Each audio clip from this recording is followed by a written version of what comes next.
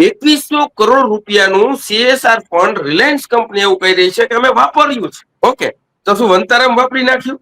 અચ્છા, ક્યાં વાપર્યું? શું જામનગરના સાંસદ આનો ક્યારેય જવાબ ના આપે? જામનગરના સાંસદ જનતા માટે આ સવાલ રિલાયન્સને ના કરી શકે કે ભાઈ CSR ફંડ 2100 કરોડનું ખાલી છેલ્લા 1 વર્ષનું છે? તો વિચારો કે 30 વર્ષથી આ કંપની છે અને 30 વર્ષની આની પહેલા તો 1600 કરોડ રૂપિયા હતું, હવે એ વધીને 2100 કરોડ થયું 35% વધારા સાથે એ લોકોએ કર્યું. પણ જો આખો તમે ખાલી માત્ર છેલ્લા નરેન્દ્ર મોદી સાહેબની સરકાર બની એ 2014 થી ખાલી અત્યાર સુધીનો 12 વર્ષનો ખાલી હિસાબ સાંસદ પૂનમબેન માડમ આપે તો પણ જામનગરની અંદર જે દેવભૂમિ દ્વારકા ને જામનગર જિલ્લાની અંદર જે હકનું છે CSR ફંડ છે ને, જામનગર જિલ્લા અને દેવભૂમિ દ્વારકાના હકનું એટલા માટે છે કે તમે ભોપાલની જે ઘટના જોઈ હશે કે ભોપાલની અંદર જયારે બ્લાસ્ટ થયું હતું, કંપની આખી બ્લાસ્ટ થઈ ગઈ હતી અને ભોપાલના લોકો સળગી ગયા હતા. ભોપાલની અંદર એવડું મોટી જાનહાનિ થઈ હતી, માનહાનિ થઈ હતી. એટલા માટે CSR ફંડ એ સ્થાનિક લોકોના હકનો છે કે એને જયારે પણ પ્રદૂષણ પણ અહીંના લોકોને જ ભોગવવાનું છે. બહારના લોકો અહીંયા આવે છે,